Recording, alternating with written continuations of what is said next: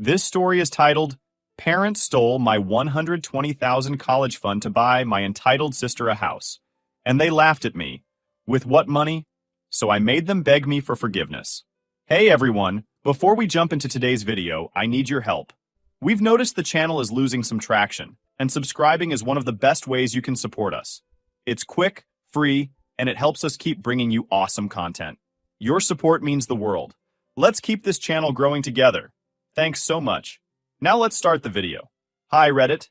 I'm not sure how to start this because, honestly, I never thought I'd be posting something like this. It feels surreal, but I've got no one else to talk to about this. I, 17 female, recently found out that my parents stole my $100,000 college fund to help my sister Sarah, 25F, buy a house with her boyfriend Adam, 27 male. Let me take it back a bit. My grandparents, Dad's parents, were pretty well off. They were old school, saved a lot of money, and had always been super loving toward me. I didn't get to see them much because they lived in a different state, but whenever we visited or talked on the phone, they made it clear that they cared. My grandpa passed away 3 years ago, and then last year, I lost my grandma. When they passed, their will came out. They left my parents their house and their savings. Sarah got all of Grandma's jewelry, like expensive stuff that you could sell for tens of thousands, and some family heirlooms. And me? They set aside a college fund, a pretty significant sum of money, just for me. The will made it super clear that this money was to be used only for my education, and since I was under 18, my parents were supposed to manage it for me. At the time, I felt grateful. It made me feel like my grandparents really cared about my future, even though they weren't around anymore. I didn't think my parents would ever mess with that. I mean, who does that? But looking back, I should have seen the signs. My sister Sarah has always been the golden child. I don't even know how to explain it without sounding bitter, but she's the one my parents adored. Growing up, everything she did was amazing. She was so talented, so hardworking, so kind. Meanwhile, when I got a good grade, or did something I was proud of, I'd just get, "Good job, kid. Keep it up." It was subtle, you know? Nothing super obvious. They never hit me or screamed at me, but it was always clear that Sarah came first. Now Sarah's a kindergarten teacher, and her boyfriend Adam is a zookeeper. They're nice enough people, and I don't have any issue with them personally, but let's just say they're not exactly rolling in money. They've been renting a small apartment, and for the past year or so, all they've been talking about is how they need to buy a house because it's a smart investment. Anyway, fast forward to last month. I've been applying to colleges and getting pretty excited about finally starting that chapter of my life. One evening, I brought up my college fund. I asked my parents if everything was good to go since I'd need the money for tuition soon. Their reaction was weird. My dad said something like, "Don't worry about it, we'll talk when the time comes." And my mom added, "Just focus on your studies for now." It was like they were dodging the question. At first, I let it slide. I mean, maybe I was being paranoid, but the more I thought about it, the more it bugged me. Something felt off, so I brought it up again a week later. This time, I was a little more direct. I need to know the funds are there. College applications are expensive, and I need to plan. That's when they told me. I remember the conversation so vividly. My mom said, in the most casual tone imaginable, "We use the college money for Sarah. She and Adam are buying a house." I stared at her, like she'd just grown a second head. I thought maybe I'd misheard. So I said, "What?" And she repeated it. My dad chimed in too, saying something about how Sarah needed it right now, and it wouldn't be fair for me to get a free ride when Sarah had to work her way through student loans. Guys, I lost it. I'm not proud of how I reacted, but I screamed.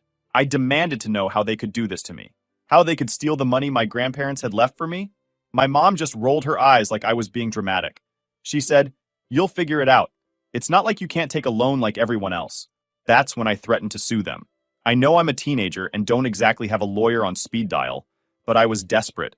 I told them what they did was illegal, that the money wasn't theirs to take. And you know what they did? They laughed. My dad looked me dead in the eye and said, "With what money? You can't even afford a lawyer." I can't describe how humiliated I felt in that moment. I just stood there, stunned. It hit me all at once, how powerless I was. My parents had always treated me like an afterthought. But this was a whole new level. That night, I locked myself in my room and cried until I couldn't anymore. Then I started thinking. My grandparents had trusted my parents to do the right thing, but they had no idea what my home life was like. I never told anyone about how I was treated because it didn't seem worth it. It's not like I was being abused, right? They weren't violent. They just didn't care. But now all I could think was, what if my grandparents knew? Would they have still trusted my parents? The next morning, I made a decision. I was going to leave. I couldn't stay under the same roof as them anymore. I didn't have much money saved, just what I'd made working part-time at a local store, but it was enough to get out for a while. I didn't care where I went. A park bench seemed better than home at that point. I packed a backpack with some clothes, my phone, and my savings in cash. Before I left, I stood in my room for a moment, staring at the walls. I realized that everything I'd worked for, my grades, my college applications, my dreams, was at risk because the two people who were supposed to look out for me had stolen from me instead. I left that morning without saying a word. My parents were in the kitchen having coffee, laughing about something. I didn't even look at them. I just walked out. I went straight to my best friend's house. Her parents are saints, seriously. I told them I just needed somewhere to crash for a few days, and they didn't even hesitate. They welcomed me in, fed me, and gave me a place to sleep. That night, I decided I couldn't do this alone. For the first time, I reached out to other family members, people I barely knew but hoped might help me. My dad didn't have siblings, but he had cousins, and one of them was Uncle Jake. I didn't expect anything, but I was desperate. I messaged him on Facebook, explained the whole situation, and went to bed. The next morning, I woke up to a message from him. It was short, but life-changing. Call me, I'll take care of this. After Uncle Jake messaged me back and told me to call him, I didn't waste a second. I had been so on edge that just seeing someone, anyone, was willing to listen gave me this glimmer of hope I hadn't felt in days. I stepped outside my best friend's house, pacing nervously as I dialed his number. When he picked up, his voice was calm but firm.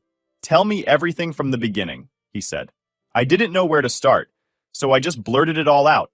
How my parents took my college fund, the way they laughed at me when I threatened to sue, and how I had nowhere to go now. I was talking so fast I was practically out of breath by the time I finished, but Uncle Jake just listened patiently.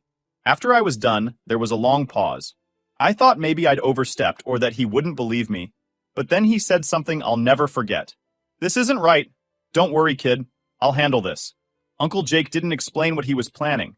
He just told me to stay put, stay safe, and avoid talking to my parents for now. I agreed, even though part of me wanted to confront them and scream at them all over again. Still, I trusted him. Later that day, things started happening fast. My phone blew up with missed calls and texts from my parents. At first, I ignored them, but curiosity got the better of me, and I checked the messages. The tone was different now, panicked, desperate. My mom had written, "We need to talk. Call us back immediately." My dad added, "What did you do? Your uncle is getting involved, and you don't know what you've started." I had no idea what Uncle Jake had done yet, but it was clear he wasn't playing around. That evening, Uncle Jake called me back to give me an update. He had already contacted the executor of my grandparents' will, who was a family friend, and confirmed everything I told him. Apparently, there was no loophole for my parents to justify using the money for anything other than my education. They had messed up big time, and Uncle Jake was ready to take legal action. "You don't have to worry about the details," he told me. "Focus on school. I'll deal with your parents." I don't think I realized just how serious he was until I overheard my best friend's mom whispering about it later that night. I was in their living room when she got a call from one of my extended relatives, probably gossiping about the situation. I caught little bits like, "Did you hear? Jake's lawyer's getting involved. It's serious." Hearing that made my stomach twist. I couldn't decide if I felt relieved, scared, or guilty. This whole situation was turning into something way bigger than I expected. I sat there, staring blankly at the TV, while my friend quietly handed me a bowl of popcorn and said, "Your uncle sounds badass. You're lucky." And you know what? She was right. For the first time in my life, someone was on my side. By the next morning, things had escalated even further. My parents must have realized how serious this was, because they started begging. I woke up to texts like, "Period. Please, let's talk. We can work this out as a family. You don't need to involve Uncle Jake. We'll handle your tuition ourselves, we promise." They even promised to fix things, but only on their terms. They still refused to ask Sarah for the money back, and they were trying to act like I was the unreasonable one. That was the last straw for me. I called them for the first time since leaving, mostly to let them hear me out. My mom picked up immediately. "Oh, honey, we've been so worried about you. Let's just fix this, okay?" I kept my voice calm, even though I was boiling inside. You want to fix this? Then give me the money back. It's mine. My dad's voice cut in, frustrated and defensive. You're being selfish. Do you know how much stress you're causing Sarah? She doesn't deserve this. That's when I snapped. What about me? I don't deserve this either. Grandma and Grandpa left that money for my education, not for Sarah's house. The line went silent for a second. Then my mom tried her soft, manipulative voice again. We just thought you'd understand, sweetheart. Family helps family. I laughed bitterly. Did you think of me as family when you stole from me? Because it sure doesn't feel like it. I hung up after that. I was shaking so bad I could barely breathe. I knew that call wouldn't accomplish anything, but it felt good to finally say something, to stand up for myself instead of just crying about it. After that, I stayed low for a while. Uncle Jake kept me updated in bits and pieces, but he told me not to stress too much. Your parents dug this hole themselves, he said. They're going to have to deal with the consequences. It was around this time that Uncle Jake offered to help me move into an apartment. I didn't want to keep freeloading at my best friend's house. Even though her family was nothing but kind, it felt awkward being in someone else's home for so long. I told Uncle Jake about it, and within 2 days, he had a place lined up for me. The apartment was small, but it felt like freedom. I had a roommate, a girl a couple of years older than me, who was friendly and understanding. Uncle Jake had explained my situation to her ahead of time, so she didn't pry, but she offered to help me settle in. When Uncle Jake handed me the keys to the apartment, he said, "You're going to be okay. I promise." For the first time in weeks, I believed him. I didn't hear from my parents again for a while. They must have been trying to figure out their next move because things got quiet. Uncle Jake told me not to worry if they tried contacting me again. If they were that concerned, they wouldn't have laughed at you in the first place. He was right. I'd spent years feeling like I was invisible to my parents, like I didn't matter. But now I had someone fighting for me. For the first time, I felt like maybe I wasn't so powerless after all. The first few days in my new apartment were weird. I was finally away from my parents, but it felt strange being on my own. My roommate, Ashley, was kind and easygoing, but we weren't close yet. She worked full-time and kept to herself, which honestly suited me. It gave me space to think without anyone constantly asking, "Are you okay?" At night, though, the silence got to me. My brain wouldn't stop replaying everything. My parents laughing at me, my mom saying I was selfish, my dad accusing me of hurting Sarah. It didn't matter how justified I felt. I still heard their words like a broken record. On the third day in my apartment, Uncle Jake called with another update. "Mediation has been set up," he said. "It's a formality, but we'll see if they come to their senses before we go to court." I asked him what that meant, and he explained that the lawyer was giving my parents one last chance to settle things quietly. The executor of the will had made it crystal clear that what they did was illegal. There was no gray area here. If they didn't agree to return the money, the case would move forward. For some reason, hearing that made me feel sad. I know it doesn't make sense. My parents had stolen from me and laughed in my face, but they were still my parents. It's hard to explain. I don't love them, but I can't just erase that part of me that still wants them to care. I didn't tell Uncle Jake how I felt, though. I didn't want to seem weak or ungrateful. That evening, I got another round of messages from my mom. This time, she wasn't angry. She was playing the guilt card. "We're really sorry for how things turned out. You know we love you, don't you? We were just trying to help Sarah. She's struggling, and as parents, we couldn't ignore that." Then my dad chimed in with a follow-up text. "You don't understand how hard this is for Sarah. She's crushed. You're ruining her dream over a misunderstanding." The nerve. They acted like I was the villain, like I was ruining Sarah's life. I didn't respond. I couldn't. If I tried, I'd just end up saying something I'd regret, and I didn't want to give them the satisfaction of knowing they still got under my skin. The next morning, Uncle Jake and I had our first virtual mediation session with my parents. I didn't have to say much because the lawyer did most of the talking, but seeing my parents' faces on that screen was surreal. They looked completely different, like they'd aged overnight. My mom's face was pale, and my dad kept rubbing his forehead like he had the world's worst headache. Neither of them could look directly at me. Their lawyer tried to soften the blow, talking about how they had acted in good faith and believed they were helping the family as a whole. But our lawyer wasn't having it. He brought up the will's specific terms and how my grandparents' intent was clear. The money was for my education only. When I finally did speak, it was short and to the point. "I want the money back. That's it." My mom looked like she was about to cry. "We can pay for your tuition ourselves. Why can't you just let us fix this?" I clenched my fists under the table. "Because I don't trust you. You already took the money once. What's stopping you from screwing me over again?" Silence. They didn't have an answer for that, because there wasn't one. After the session, Uncle Jake and I talked. He asked how I was holding up, and I admitted that seeing my parents like that messed with my head. It's like they're sorry now that they've been caught, but not because of what they actually did, I said. He sighed. That's probably true, but don't let their guilt tripping get to you. You deserve this money. Don't forget that. He was right, but it still stung. A couple of days later, Sarah finally reached out. I wasn't expecting it, but I saw her name pop up in my DMs on Instagram. For a second, I thought she was going to yell at me or blame me, but instead, her message caught me off guard. She wrote, "Hey, I just found out what Mom and Dad did. I'm really sorry. I had no idea they took your college fund. I thought they were helping me out with savings or something. I'm not mad at you, I promise. I just wanted you to know that." I sat there staring at the message for a long time before I responded. Finally, I wrote back, "Thanks for saying that. It means a lot." I don't know if she felt guilty or if she just wanted to clear the air, but it made me feel lighter. At least Sarah didn't hate me. And to be honest, I didn't hate her either. She was just caught in the middle of the mess our parents had created. Uncle Jake called again later that day and told me we had another mediation session scheduled. He said my parents were now trying to stall, probably hoping I'd cave and agree to their terms. "They're banking on you feeling guilty," he warned me. "Don't let them win." It was weird hearing him say that, like we were in a battle, but I guess we kind of were. My parents were trying every trick they could think of to keep the money they stole. I spent that night in my room, scrolling through old photos on my phone. There were pictures of me and my grandparents from years ago.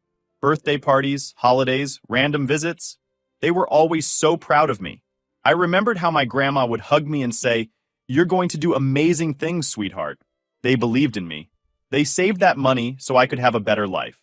And I owed it to them, and to myself, not to let my parents take that away from me. Ixra wast. The next mediation session was set for 2 days later, and I was ready this time. I wasn't nervous anymore. I wasn't sad. I just felt focused. My parents could cry, yell, or beg, but I wasn't backing down. This was my future. After the second mediation session, I could tell my parents were running out of steam. They were still trying to act like they had everything under control, but I could see right through it. Every time their lawyer started speaking, their expressions would tighten, like they were realizing in real time just how much trouble they were in. This time, their desperation was louder. My mom cried almost immediately. "We just thought we were helping the family," she said, wiping her face with a tissue. "Why can't you see that we were only trying to do what was best for everyone?" I didn't flinch. I'd heard this all before. "You weren't helping the family. You were helping Sarah at my expense." My dad tried a different tactic. "Look, kid, we made a mistake. We get that. But do you really need to ruin your sister's life over this?" And that right there set me off. Ruin her life? I'm not the one who decided to take the money. That was your choice. Don't put this on me. At that point, our lawyer stepped in and shut them down. I zoned out after that. I didn't need to hear more of their excuses or justifications because, honestly, I was exhausted. For months, they'd acted like I was some sort of villain for demanding what was rightfully mine, but I wasn't backing down. That night, I got a long message from Sarah. She must have found out how bad things were getting for our parents, because the tone of her message was different. Less understanding, more emotional. "Look, I know Mom and Dad messed up, but you don't have to take this so far. They're trying to fix things, and now they're panicking because of Uncle Jake. Can't you just take their deal? Let them pay for your college instead of suing them? I never asked for this, you know." It stung. Even though she wasn't attacking me, I could tell she wanted me to back down. I stared at her message for a long time before I responded. "Sarah, I'm sorry you're in the middle of this, but this isn't my fault. I'm not taking things too far. Mom and Dad crossed a line and they need to fix it. The only thing I'm asking for is the money they took." She read it, but she didn't reply. I guess she didn't know what to say. The next day, Uncle Jake called with some news. The lawyer had filed the official paperwork to escalate the case to court. He said my parents were starting to crack under the pressure. "They're hoping you'll cave, but they're running out of time." I asked him what would happen next. "Well," he explained, "they'll either settle with us out of court and return the money, or they'll lose the case in court and pay up anyway, plus fees." I felt weird hearing that. For so long, my parents had held all the power. They were the ones who made the rules, who controlled everything. But now, the tables were turning, and they were finally facing consequences for their actions. Still, it was hard not to think about Sarah. She wasn't innocent in all this, but she wasn't the mastermind either. I wondered how much my parents had told her and whether she truly believed I was ruining her life or if she secretly agreed with me. A few days later, I got another message from my mom. I hadn't blocked her yet, though I probably should have. "We're begging you, please call off Uncle Jake. We can't take this anymore. Sarah is devastated, and we're falling apart as a family. You're destroying us." I swear, I had to reread it twice just to process it. They were still trying to guilt-trip me, as if I hadn't spent my entire life feeling like an outsider in my own home. Destroying the family? What family? I didn't respond. I screenshotted it and sent it to Uncle Jake instead. He called me right after. "You don't need to respond to that," he said firmly. "They're trying to manipulate you again. Focus on yourself. You're doing the right thing." Later that night, my roommate Ashley and I sat in the kitchen, eating ramen and talking. She noticed I'd been quieter than usual and asked what was up. I told her about my mom's message and how messed up the whole thing felt. She looked at me and said, "Honestly, you're stronger than me. If my parents did that, I'd probably crumble. You're standing up for yourself and they can't handle it." That hit me harder than I expected. For so long, I'd felt powerless. But Ashley was right. This time, I wasn't backing down. It didn't matter how much my parents cried, begged, or blamed me.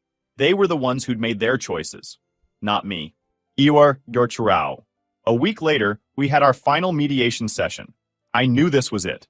Our lawyer told me beforehand that my parents' attorney had been pressuring them to settle, because fighting this in court would make things even worse for them.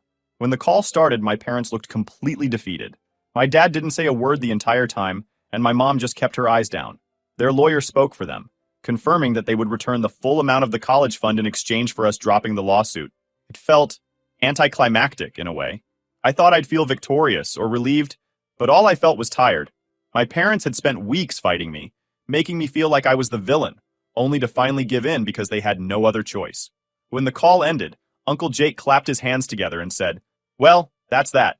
They're going to wire the money back." I sat there in stunned silence for a second before I managed to say, "It's over?" "Almost," he said. "They still need to finalize everything. But you did it. You stood your ground, and you won." That night, I got another message from Sarah. This time, it was shorter.